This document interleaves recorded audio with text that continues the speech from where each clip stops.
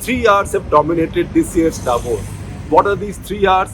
Russia, recession, and rates. Not necessarily used by everybody in that order. I put in this order because I do think that Russia it is that leads to the other two. Because Russia is it played a great Russia, not as in the country itself, but the war involving Russia has played a great role in global recession. Although there are other factors, there is also the question of rates, which is linked to inflation and rising inflation, particularly food inflation now with food grains, edible oil, sunflower oil. That has come as a direct consequence of the war that has followed Russia's invasion of Ukraine. So three R's. You might ask me, where is Russia in this year's Davos? That's a very good question, and that's a question a lot of people might ask because in the discussions, Russia was absent. Russia was absent simply because for this year, Davos World Economic Forum decided to boycott Russia. So they decided to follow the full-on sanctions on Russia. So Russia was even out of the intellectual discussion. So there were no Russian think tankers, there were no Russian scholars, forget Russian officials. And even the friends of Russia who depend on Russia, say for example Iranian foreign minister was here, but he was very cagey. He did not criticize Russia, but he did not say a word in defense of Russia. In fact, he said the war is bad and that Iran is willing to offer its good offices for negotiations and for sorting out the crisis. So Russia was out. Where do we find Russia in Davos? Look right behind me. Look at the background. That's the reason I'm standing here on the promenade. Although it's a noisy place with a lot of traffic, we can't stop traffic. Those kinds of things, as you can see, some top bureaucrats can do in the city of Delhi. You've seen the story in the Indian Express of the guy who would turn everybody out of the stadium because he had to walk his dog. Although I must say I feel sorry for the dog.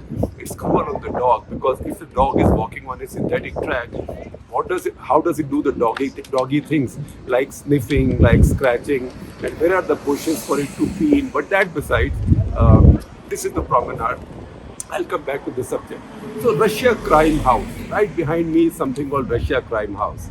Every year, customarily, this was the Russian house. This was full of joy, cheer, and spilling over with vodka. In fact, if around this time, that's about 4:30 in the afternoon, if walking past the promenade, you walked into Russian house and said you were thirsty and asked for a glass of chilled water, they told you, no, we don't give anybody water, we can give you a glass of chilled champagne. And then you could down as many shots as you wished. And those shots were measured not by you or not by a usual barman. Those were all done by the Russians. So that building has now been converted into Russia Crime House. That tells you how the opinion of Russia has changed at this point in Europe. And we spoke about it earlier. Now, in the discussions here, because so many key people were around, so many Gyanis were around, there was a lot of discussion on where the war stands right now. And that's the interesting thing. And I will talk about that. Before that, I will tell you the three key questions that have been raised. Number one, where is Russia? That means, where does Russia stand in whatever is going on?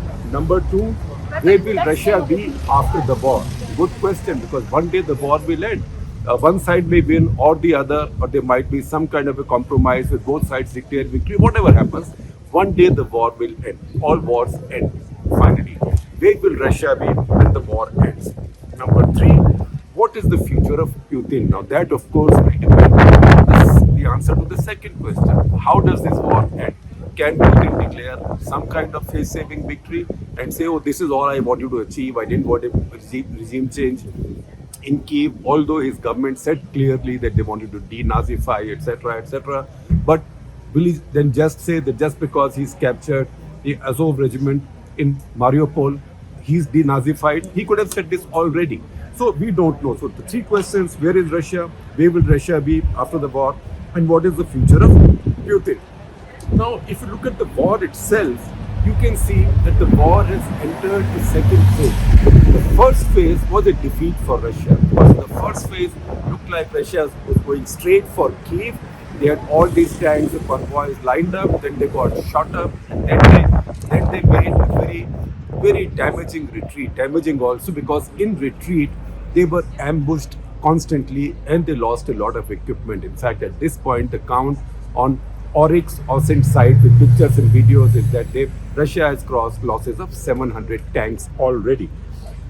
Second phase, however, this phase, which has now entered its 4 months, 90 days have just ended, it's entered its fourth month. This phase doesn't seem to be going as badly for the Russians, for the simple reason that now we are in the situation of a more conventional war, where the two armies have a clear contact line where they are fighting each other.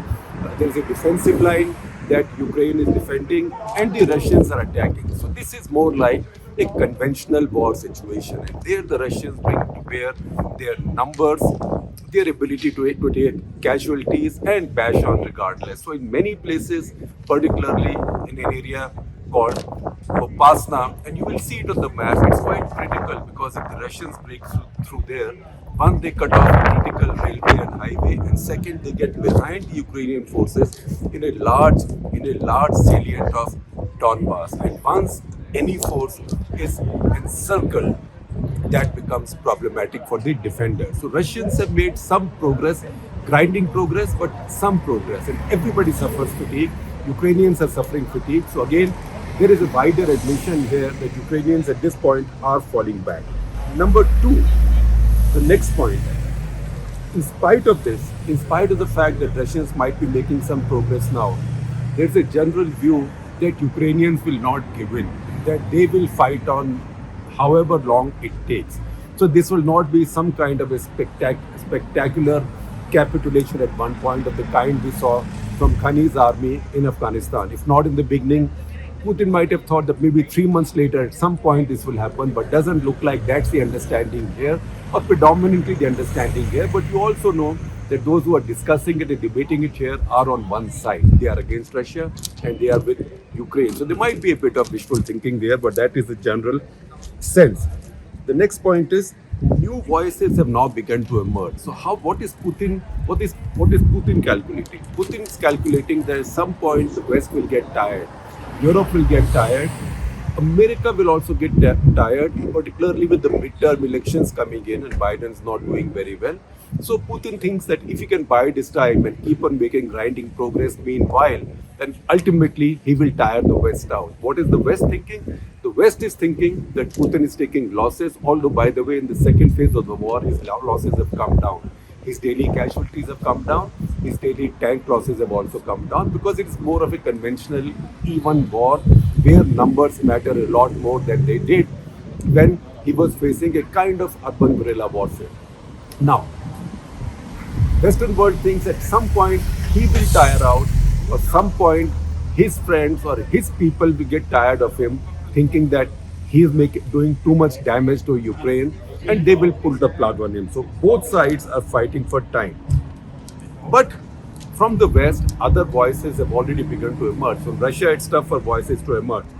First of all, Henry Kissinger. Henry Kissinger spoke here and he said quite clearly that Ukraine should accept sacrifice of some territory and make peace with Russia, because otherwise Ukraine will get destroyed. That immediately drew a lot of criticism, as did almost perfectly timed with that Kissinger statement interview at Davos, that perfectly coincided with the New York Times editorial. So editorial board of the New York Times also pretty much said the same thing. They said that look, Russia is too strong. Ukraine should make a painful compromise because there is futility of taunting Russia. Even America should stop taunting Russia, and basically that Ukraine should not have overconfidence and Russia is too strong to lose. That's why they should make a compromise with Russia. It will be a painful compromise, lose some territory, but compromise. That has drawn a sharp response from the Ukrainian side, and I shared with you also, just as I shared with you the New York Times editorial. Also, I shared with you the editorial in the Kyiv Independent, which is an answer to the New York Times editorial. So these two are interesting readings. The next point, however, is which is something that the Ukrainians point out that look, Russians are doing it in this place. Suppose somebody was doing it in your neighborhood, but at the same time, the argument on the anti-Western side, there is no pro-Putin side, but anti-Western side is that look, what is Putin doing? You were getting into his pocket borough, you were getting into his neighborhood. So he is responding to that. What if tomorrow, say in the days, or what if yesterday, in the days of the Cold War, Mexico said they want to be a member of Warsaw Pact?